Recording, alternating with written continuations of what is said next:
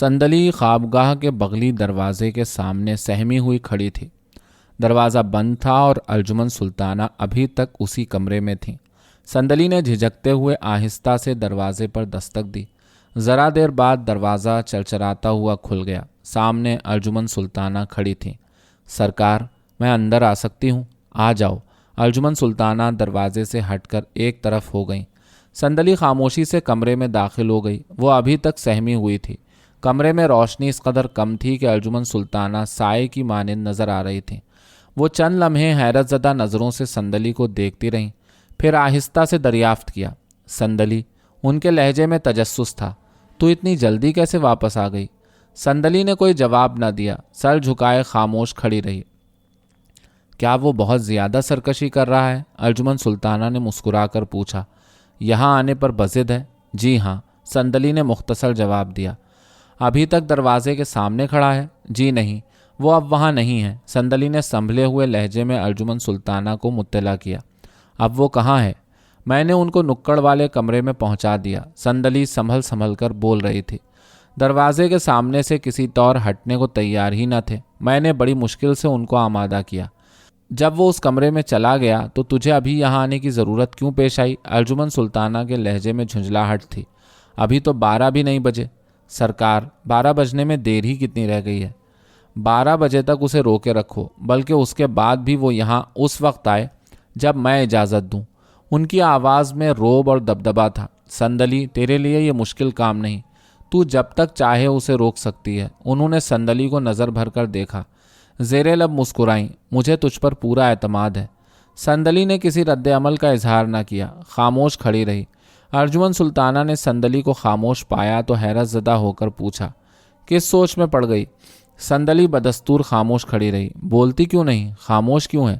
اس بار ان کے لہجے میں تشویش تھی۔ سرکار، سندلی نے نگاہیں اٹھا کر ارجمن سلطانہ کے چہرے کی جانب دیکھا اور ان کی آنکھوں میں آنکھیں ڈالے ایک ٹک دیکھتی رہی۔ پھر اس نے گہری سانس بھری۔ اب یہ کھیل ختم ہو جانا چاہیے۔ کیا مطلب؟ ارجمن سلطانہ نے حیران و پریشان ہو کر پوچھا۔ مجھے جو عرض کرنا تھا عرض کر دیا۔ اس دفعہ سندلی ان سے نظریں نہ ملا سکی، مڑی اور کمرے سے باہر جانے کے لیے آگے بڑھی۔ میں اب جا رہی ہوں۔ ٹھہر جا سندلی، ارجمن سلطانہ نے اسے ٹوکا، مگر سندلی نہ رکی۔ اس نے زبان سے بھی کچھ نہ کہا۔ ٹھہر جا، ارجمن سلطانہ نے اس بار ڈپٹ کر سندلی کو روکا۔ تو اس طرح یہاں سے نہیں جا سکتی۔ سندلی جہاں تھی وہیں رک گئی۔ اس نے پلٹ کر ارجمن سلطانہ کی طرف دیکھا۔ فرمائیے۔ وہ مطلق خوفزدہ نہ تھی، اس کا لہجہ بھی تیکھا تھا۔ یہاں آؤ۔ ارجمن سلطانہ نے ہاتھ کے اشارے سے اسے قریب بلایا۔ سندلی آہستہ آہستہ چلتی ہوئی ان کے روبرو جا کر کھڑی ہو گئی۔ تو کہنا کیا چاہتی ہے؟ سندلی نے نظریں اٹھا کر ارجمن سلطانہ کی جانب دیکھا۔ میں چاہتی ہوں وہ یہاں نہ آئیں۔ میں انہیں یہاں نہیں آنے دوں گی۔ اس کے لہجے میں سرکشی کے ساتھ ساتھ خود اعتمادی بھی تھی۔ کہیں تو اسے دل ول تو نہیں دے بیٹھی؟ وہ بہت خوبصورت ہے، عورت کے دل کو آسانی سے فتح کر لیتا ہے۔ سندلی نے اس دفعہ کچھ نہیں کہا، خاموش کھڑی رہی۔ صاف صاف بتا، کیا واقعی تو اس سے محبت کرنے لگی ہے؟ کیا مجھے محبت کرنے کا حق نہیں؟ سندلی نے گردن اٹھا کر ان کی طرف دیکھا۔ گستاخ، تیری یہ مجال؟ ارجمن سلطانہ کے چہرے پر جھنجھلاہٹ چھا گئی۔ انہوں نے ہاتھ اٹھا کر سندلی کے منہ پر تڑاق سے تھپڑ مارا۔ غصے سے بولی، تو اپنی اوقات بھول کر حد سے تجاوز کرنے کی کوشش کر رہی ہے۔ انہوں نے اسے قہر آلود نظروں سے دیکھا۔ جا، جو میں کہہ رہی ہوں وہی کر۔ تو اچھی طرح جانتی ہے کہ میں حکم عدولی برداشت نہیں کرتی۔ سندلی نے کسی رد عمل کا اظہار نہ کیا، تھپڑ کھا کر بھی اپنی جگہ پر جمی کھڑی رہی۔ ارجمن سلطانہ کو اس کی خاموشی نہایت شاق گزری، لیکن وہ چپ رہیں، غیظ و غضب کے عالم میں گہری گہری سانسیں بھرتی رہیں۔ ان کے قدم لڑکھڑا رہے تھے، وہ نشے سے ہولے ہولے لہرا رہی تھیں۔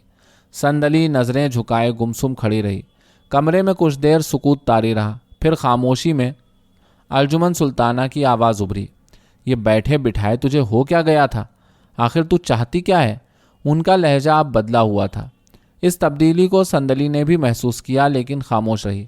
ارجمن سلطانہ نے قدرے تأمل کیا، پھر اپنی بات پر زور دیتے ہوئے کہا، بولتی کیوں نہیں؟ سندلی نے نگاہیں اٹھا کر ارجمن سلطانہ کی طرف دیکھا، ٹھنڈی سانس بھری اور نگاہیں نیچی کر لیں۔ اس کی آنکھیں بھر آئیں، آنسو امڈے اور پلکوں سے ڈھلک ڈھلک کر رخساروں پر بہنے لگے۔ تو رو رہی ہے؟ अर्जुमन सुल्ताना ने घबरा कर पूछा। आपने दुरुस्त फरमाया, मैं अपनी औकात भूल गई थी। संदली की आवाज़ भर्राई हुई थी। मुझे बिल्कुल याद न रहा कि मैं आपकी अदना खादिमा हूँ, खानाजाद हूँ, मजबूर और लावारिस हूँ। मेरा कोई नहीं, कोई भी तो नहीं। संदली ने नज़रें उठाकर अर्जुमन सुल्ताना को देखा। मैं तो वो बदनसीब हूँ जिसे माँ के होते हुए भी माँ की ममता न मिली। वो बिलक बिलक कर रोने लगी। इस तरह ना रो संदली। अर्जुमन सुल्ताना की आवाज़ में रिक्कत थी, लेकिन संदली खामोश खड़ी रोती रही। अर्जुमन सुल्ताना उसे रोते हुए देखती रहीं। उन्होंने ज़बान से एक लफ्ज़ न निकाला। तड़प कर आगे बढ़ीं और संदली को बेख्तियार गले से लगा लिया। संदली ने उनके महकते हुए जिस्म की हरारत और गुदास को महसूस किया। उसे यह भी अंदाज़ा हो गया कि वो भी रो रही थी। उनके रवैये में तासुफ था, शफ़क़त थी, प्यार था।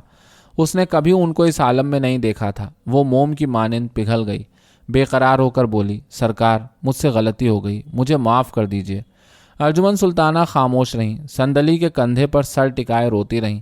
कमरे के गहरे सुकूत में उनकी सिसकियों की हल्की हल्की सरसराहट साफ सुनाई दे रही थी। सरकार, इस तरह खुद को हल्कान न करें, संदली ने आजिज़ी से कहा। अर्जुमन सुल्ताना कुछ न बोलीं, अलहदा हुईं और आहिस्ता आहिस्ता चलती हुई ड्रेसिंग रूम की जानिब बढ़ीं। ड्रेसिंग रूम का दरवाज़ा सामने ही था। उन्होंने दरवाज़ा खोला और अंदर दाखिल हो गईं। संदली नज़रें उठाए उस समत देखती रही, फिर वो मुड़ी और कमरे से चली गई।